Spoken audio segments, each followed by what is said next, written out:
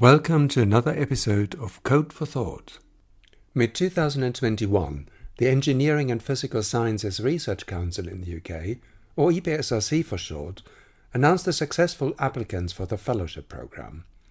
This fellowship plays a crucial part in research software engineering and has been an important catalyst for the creation of RC roles in universities and not just in the UK. I had the pleasure and privilege to meet with 7 of the new fellows in autumn last year, and I wanted to find out what their hopes and aspirations are for the new roles. Here now my conversation with the new EPSRC fellows. Hello everybody, today we have quite a long list of invitees. The new fellows from the EPSRC, the Engineering Physical Sciences Research Council in the UK. And we had a new round recently, and today we're very fortunate to have a number of the fellows on the call. Sadly, not everybody, because one of them unfortunately got sick. Without further ado, may I introduce the panel, and could you briefly introduce yourself with your name, affiliation, and if you started the fellowship or not? So my name's Eilis. I'm from the University of Exeter. And I'm about to start the fellowship in about 6 weeks' time. Hi there, my name's Tom Dowick. I'm at UCL. I started my fellowship at the start of August, so just about 6 weeks ago. Hi, I'm Heather Turner. I'm based in the Statistics Department at the University of Warwick, and I started my fellowship at the beginning of July. I'm Donald Carlin, and I'm based at the Centre for Secure Information Technologies, part of Queen's University in Belfast. I started my fellowship on the 1st of April.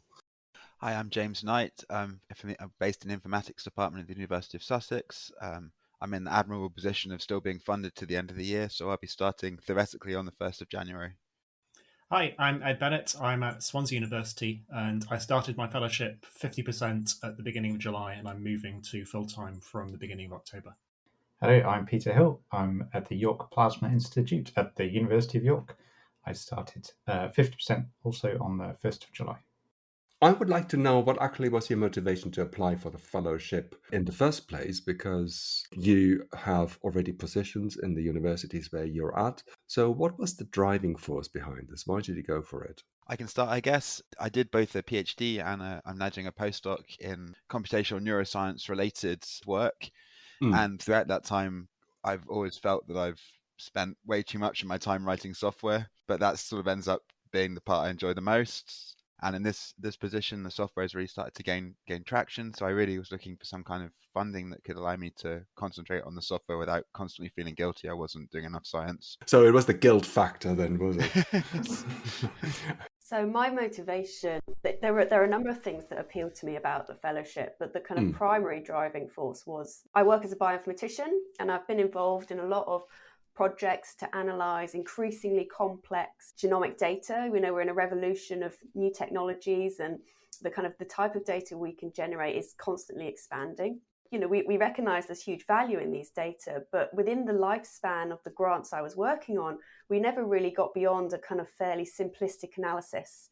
And partly that's because the resources were focused on generating the data, and less resource was given to analysing it, and certainly minimal resource to developing new methods or really pushing the methods forward. And so what attracted me to this fellowship was that I could take data sets that already existed and really try to realise some of the ambitions we had for pulling lots of different data types together. And, you know, some more ambitious projects could come out of this. Because, you know, the resources were focused on analysing the data and developing bespoke tools to really maximise the information gain. I think my fellowship's in devices and image-guided surgery, and that's a field where there really does need to be a lot of emphasis on high-quality software development, especially these days where most innovation in medical devices is moving towards things like AI or augmented reality or decision assistance. And I think without some dedicated resources in the area of RSE, a lot of projects won't actually make it through to clinical deployment and eventual patient benefit, which I think in this area, if you're making something for medical use, then patient benefit has to be the ultimate goal. And being able to provide some expertise along the way, I think will really help. For me, the motivation was really to be able to be funded for work on open source, which I was previously doing as a side project, because I've been working as a freelance consultant for the past 10 years. So this was an opportunity to come back to academia and have funding for working on research software and the community around that. I was a postdoc, so my research is in cybersecurity, particularly malware analysis. So I was coming to the end of my kind of postdoc, and I was doing the usual trawling around looking for fellowships. And I have to admit, I had never heard of RSE. I had never heard of research software engineering. I didn't know it was a thing. But when I read the description, I kind of read me. Well, this is what I wanted to be. As a PhD, you end up not only doing the research and the discovery, but doing all the code and the data analysis yourself. So you have to write all of the software to do that. So I was really excited by it. And one thing I noticed, we're kind of lucky enough to have an engineering department within CSIT. So we have a commercial team, an engineering department, and then all the researchers. But they've kind of moved towards the technology readiness level of developing kind of commercial applications for organizations that are, in accelerator programs and that sort of thing, and away from the research level. And I saw a big gap at the research level in engineering support and software support. So I was kind of very excited by that. I had my own research idea in terms of IoT, and so my fellowship will kind of support that and drive that, but then also doing software support for existing cybersecurity research projects. I've been working as an RSE for a while, and I've been delivering training saying you should be doing reproducibility, you should be doing open science.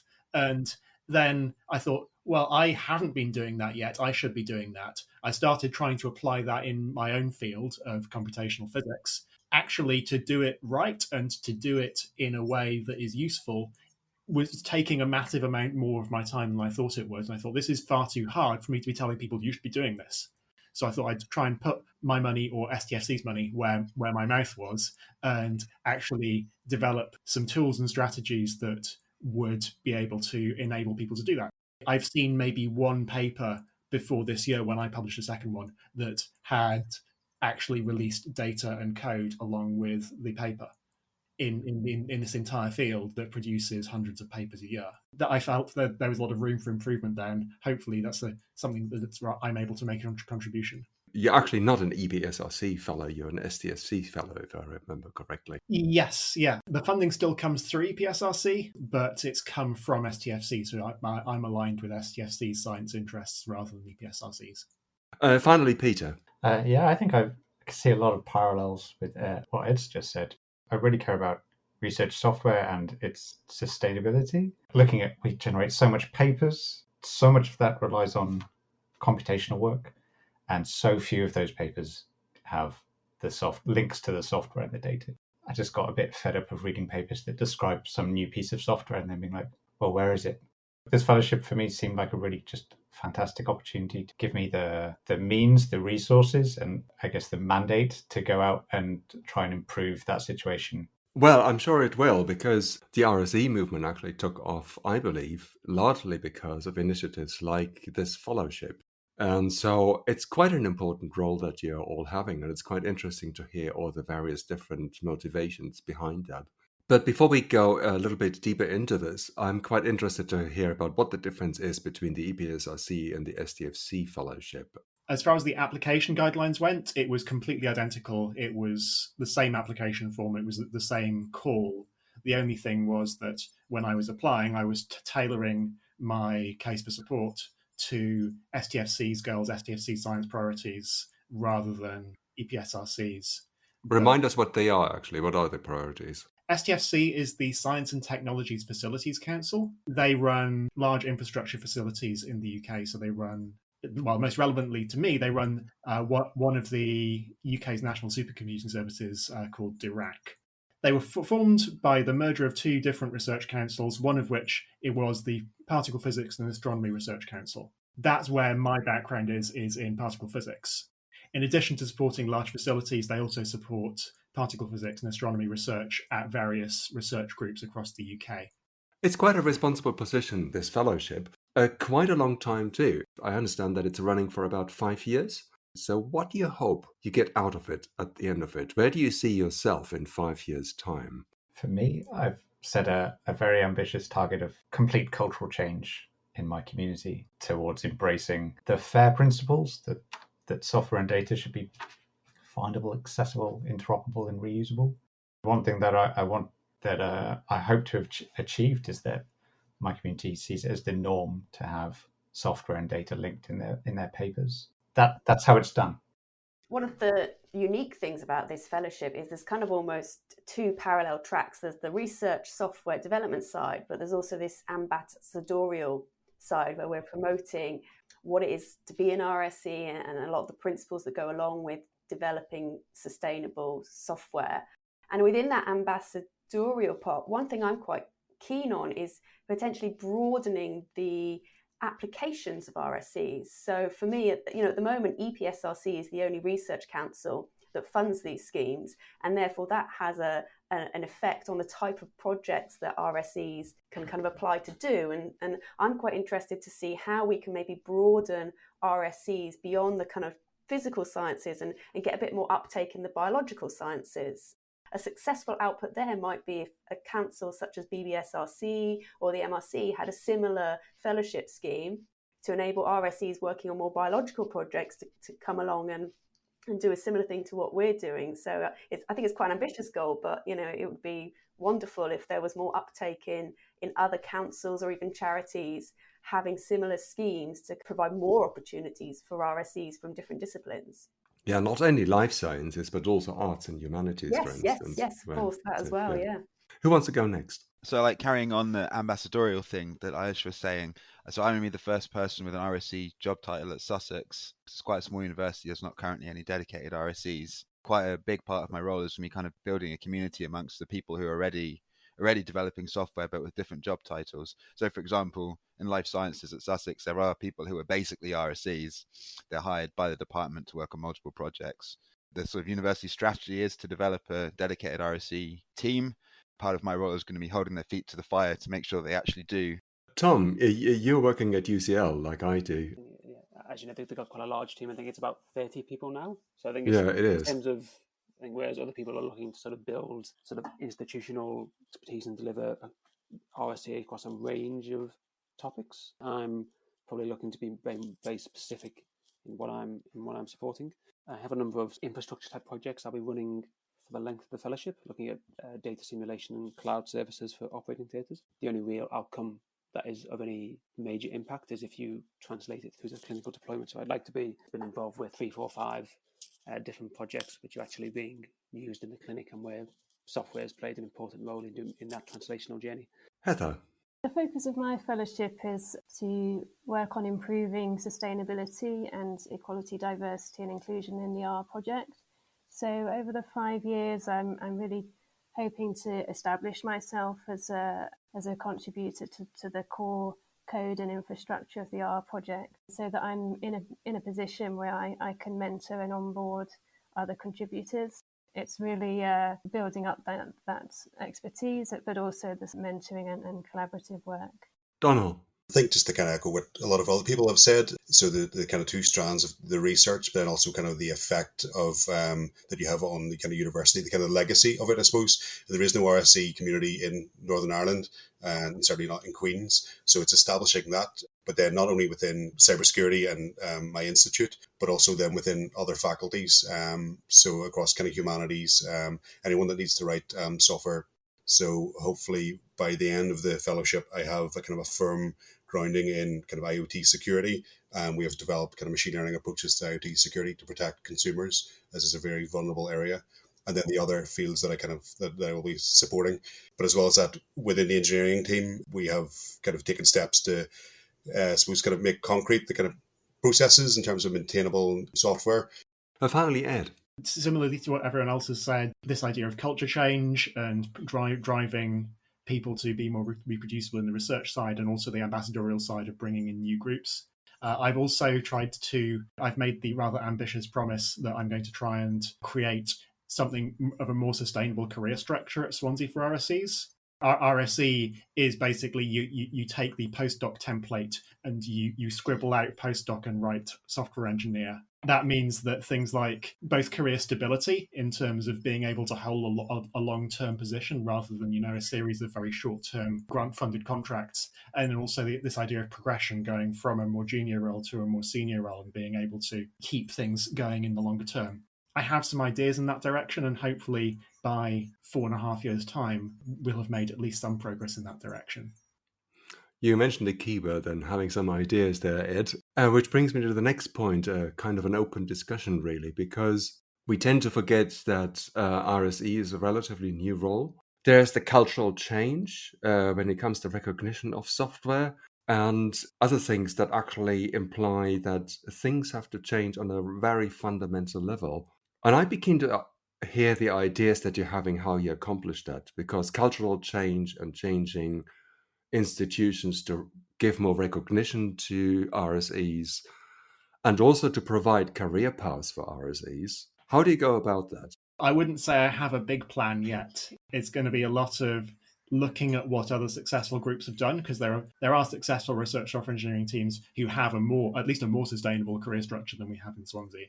Taking as much as I can from there, and then also seeing how well I can align the goals of the RSE movement with the goals of the institution. So at Swansea University has a relatively well-defined set of processes for promotion and also for different career pathways for academics. So we've got this idea of a teaching-focused position and a research-focused position and an impact-focused position that is primarily focused on doing things that will lead to impact case studies. I get the impression they might be slightly better developed at Swansea than other places, and then translate that across to research software engineering as well. So whether that would be on the academic track along with research and teaching and impact, or whether it would just borrow that structure and then apply it slightly differently. So when I was applying, I got the institution to sign off that HR would cooperate with me on this. I think visibility is a tool that we can all use. So when you have a fellowship from a big institution like EPSRC, it gives you as an individual credibility. And it means that people in the university will probably sit down with you and talk through your ideas. And, we should try to promote as much of what we're doing as possible through, as many means as we can. Always hark back to the fact that, I am here as an RSE fellowship, and that provides a place to talk about these issues and certainly get some people to listen. I think another tool that we should all draw on is the kind of increasing network of RSEs. We've alluded to different institutions being in different places on this journey of establishing RSE groups. Exeter has just this year launched an RSE group, so we're maybe a bit further on than Sussex, but we're not where UCL are, and so universities are competitive with each other, so you can kind of play them off against each other a little bit and say, well, this leading institution's got one, we need one too, and it's helped them with in this regard and these sorts of projects. Taking advantage of expertise across the group and from other established RSE groups is going to be quite critical to implementing a lot of the ideas that we have. Yeah, I totally agree. So I'm fairly new to the RSE community, but I've spoken to so many helpful people in the community in the process of writing my application for this fellowship, and since I've got it, it's a very knowledgeable and friendly community, and I think that's awesome. Like, I don't think I would have got this fellowship without help from other people in the region and the RSE community. I think the kind of the gravitas of the fellowship itself, there's nothing makes a university sit and listen than somebody with 600 grand in funding, especially whenever there's no kind of RSE community here. Some of the other callers said playing universities off against another. For my university, that's a bit of a good strategy, although we're part of the Russell group. So saying, well, all the other Russell University groups have one is a good way of, pointing out there's a need for it. But as well as during the process, so I got 2 very good panel sessions, as kind of really hard interviews to try and prep me for the final interview. And most of those were from maths and physics, which seems to be kind of a lot of the kind of threads of RSE. But they saw the worth of this, and part of it helped develop my application, in that part of my proposal is to provide software development training to non-software graduates, particularly maths and physics, who don't necessarily cover this in their undergrads, but are PhDs and are expected to write this code. So good software development practices, and they very much saw the worth. So I think it'll evolve from that as well. And then the fact that it can be costed in the grants. I just say a similar thing to what Donal was just saying about the majority of the work being in maths and physics. So I think being able to demonstrate the value of RSE in a new area like medical physics, even though it's part of the Faculty of Engineering, it's not necessarily seen the benefits of RSE in the same way that some of the other physical sciences have. Yeah, so I'm based in the statistics department. I'm hoping to partner with the central team of RSEs, which are at Warwick. They're in the Scientific Computing Research Technology platform. growing network of RSCs spread in different departments, and particularly in digital humanities, they're sort of starting to create a bit of a team. So a challenge for me is helping to create a sort of network across the university with these different RSE groups, and perhaps seeing how we can present a sort of more coherent front to the researchers at the university so they know what's available and what they can access. Peter, how can we change publishing so that it recognizes software? I have developed a plan for this, and it's all based around what Eilis and Donald have already said about visibility and credibility. So my plan is to go around the country and talk to as many plasma researchers as I can. RSE is a thing. Let me help you make your software better. Let me help you get to the point where you feel comfortable releasing your software and your data. There have been studies on what is stopping people. Most scientists do want to share their work. That's why they publish papers. But they feel that their software and their data is very untidy, too messy to share with other people. My plan is to go around and say to people, look, let me help you get over that hump. And hey, did you also know that RSE is a thing? I've spoken to people from institutions that have central RSE groups, and the researchers didn't know existed. I want to develop those networks and make those connections for researchers, not just the RSEs. On the publishing front as well, getting journal editors on board is quite convenient. I know a couple of editors for plasma journals, and getting them to have stricter or more well-defined data accessibility policies gives you a bit of a carrot and a stick approach. If we get more RSEs refereeing papers and we have the papers on board, then it can be easier to turn around and say, oh, hey, did you know that you're missing the data accessibility statement from your paper? And did you know that your journal has this policy? Maybe you should fix that before I approve this, before I endorse this publication.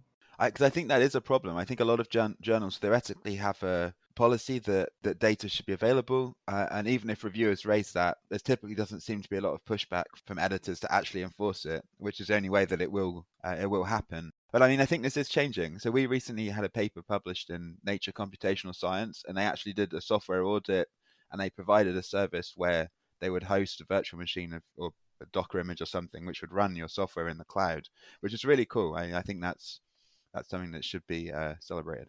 One question that popped to mind while you were talking about how you go about it was the future of RSEs. What I mean by that is that we can grow RSE groups, and certainly that's a trend that we are still seeing in universities, or we can teach people to write code or write better code.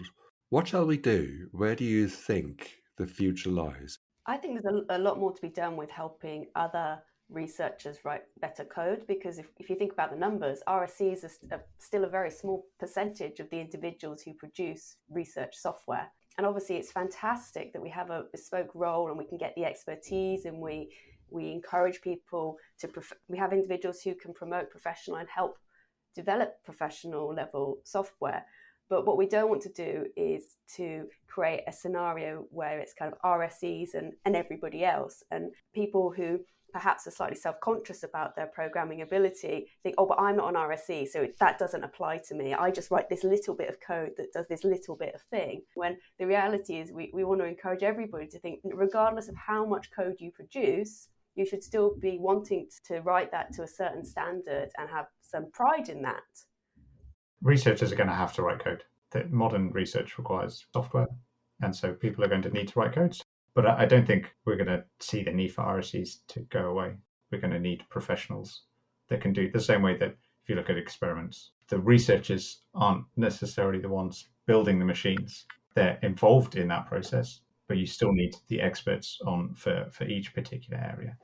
I don't think it's an either or. I think it's both. It's more than just training academics. I think we need to really convince them that it's worth their while. And Peter touched on a hurdle I come across a lot, which is if you come to a researcher at the point of publication and say, right, now you need to make your code publicly available alongside that, they get quite anxious and they're like, oh no, but it's too messy. Whereas what I often try to say is that if you started the project thinking that someone's going to see this, you would probably code in a different way, and that anxiety goes away. The sooner you put your code publicly available, and then you're just iteratively committing subtle adaptations, that anxiety leaves. were a bit more forward thinking, I guess, that they're going to have to make their code available. They probably would approach the task differently. The product would be quite different and probably for the better. RSEs is a growing field, but we still cannot possibly write code for every single research project. We can't just outsource research software to research software engineers because the capacity simply isn't there. So researchers still need to write software. So what are the kind of best practices that we want to see them practicing, and where you as ambassadors for research software engineering can come in and help? What do you think the focus should be? Testing. Like if I can wave a wand and make everybody just do one thing, just test the code. Like you do in science. You do science to test your hypothesis, right? You should also test your code. Yeah, I'd agree with that. Yeah. I think I was going to aim maybe slightly lower and just get people to host their code somewhere and just not on their local machine. So when they leave in 6 months, that somebody else can actually use it again. But I think it's back to the idea of better software, better science, in that anybody should be able to read your paper, take and then ask for your code and your data and get the same outputs to test your paper essentially. And I know that's big in a lot of disciplines. It's certainly not in mine. And then the idea that somebody can replicate your results with a different data set. So give me your code, I'll put my data into it, and I should replicate the same results if the effects you're saying are actually true. But I'm aiming kind of more beginning level than that. No one in research environment should ever write a piece of code that they think they are the only person who's ever going to look at it. You should always be prepared that this piece of code could be either looked at by someone else or even used by somebody else. And the analogy I always think is, if you think about experiments, technicians, postdocs have a lab book, and that is a very important document that is designed for other people to come and check how something was performed. And code should be thought about in a very similar way. Yeah, I definitely agree with that. For me, it's not just about reproducibility, but the reusability that Domhnall was talking about. It's so frustrating to see some code and then you try and use it with some new data and you've got to change so much just to get it to work with a different data set or something. Publishing it in a way that it can be reused by others is really important. We're coming to the end now, and there are two questions that I have. The first one is, we have some people who already started their fellowship. What's your experience been so far? It's been pretty hectic for me. There's so many different components that I'm trying to juggle that it's a bit hard to focus, but the first few months have been quite a lot of conferences, participating in conferences and training, just sort of finding my feet within the department. As I say, I was sort of coming into the department for having been out of academia for a long time, so just finding out what the situation is within the department and across the universities. I started on the 1st of April. It kind of jarred nicely with my last 3 weeks of funding. That's my main reason for starting so early. I don't know of any other fellowships that are quite like this one, because mostly they're academic fellowships, and trying to get across to a university that's so used to academic fellowships that this isn't really an academic fellowship, this is engineering. And changing my letter of support from I'll be a reader or a senior lecturer at the end to no, I have to be an RSE at the end of this. And they've been very supportive, and the director of my institute's been very supportive and literally sat down with me for an hour and a half going, what do you want to do? What do you want? What do you want your job title to be? How do you want to work? As I said, we have an engineering team. So I was offered, do you want academic line management? Do you want engineering line management? And I've tailored it to be the best of both, really. And I get academic holidays with engineering line management, which is kind of the best of both worlds. You're only used to kind of academic fellowships, trying to get what you need. I suppose the structures in place is just, kind of a lot of emails and a lot of admin. So that's kind of my first couple of months. But I've hit the ground running with kind of the engineering team in terms of their processes and the engineering line management and the whole software design structure. We're coming to the final question. If somebody wants to apply for a fellowship in future, because no doubt there will be one, what would your advice to them be? We have a research and enterprise department whose job is basically to get people coached through fellowships and grants and that sort of thing. And my advice, if you have that facility, is to kind of make the most of it and absolutely torture them. If you look at kind of my teams meetings and stuff, I think 98% of my meetings were with research and enterprise for about a year. Be in contact with the people in your university or your institute who are responsible for that kind of direction as early as possible and as often as possible. Yeah, and I got to also say, this wasn't the first fellowship I've applied for, but I think having applied for fellowships previously and been unsuccessful, that was still quite helpful to get a feel for what the process is. And even sort of the internal admin side of things that you need to deal with, which can all take up quite a lot of time when you're actually applying.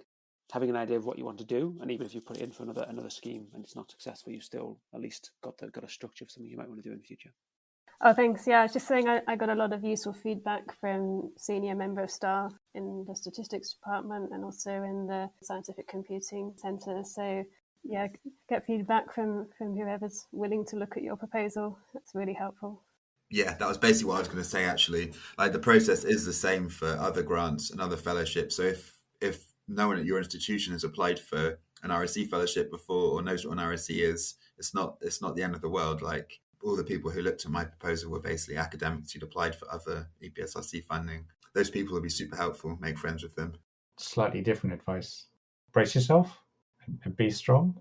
The other is going to happen in like June or something. So from then I was like, bam, right, start writing in the June, develop an idea, show it to everybody who will listen, get as much feedback as you can. But then you've got to write solidly for like 2 or 3 months. Then you've got to wait for ages for the next round. Start writing in June and you find out, was it April, May, something like that? You know, it's it was April, I think. 9 or 10 months of just dominating my life, pretty much. Yeah. So it's quite a mentally demanding process. All the things you've got to keep on top of, and do your normal job as well. So that's a good piece of advice. You have to be prepared for some hard work. Yeah, I think the other thing is if your institution does have internal processes you have to go through, then if you've not applied for a grant before, then start those early because they will surprise you. I started filling out the paperwork maybe a couple of days before our internal deadline, then found that actually the costings I had were complete nonsense because I hadn't taken account of all the overheads that are calculated automatically by the internal forms. And it's like, oh, now I need to restructure my justification of resources to account for the fact that I can't afford half the things I said I was going to get. Do that sooner rather than later so you don't make the mistake that I made. My bit of advice would be to try to keep the brief and the documents that the EPSRC make available about the call, kind of, review them regularly whilst you're writing your proposal so that you make sure that you're staying on brief and on track. And, really think about what it is that they're asking for, because at the end of the day, they are quite explicit about what they're looking for and the metrics and the way in which proposals will be compared. So try to use that to your advantage, really. Thank you so much for your time, and I wish you all the best for the fellowship.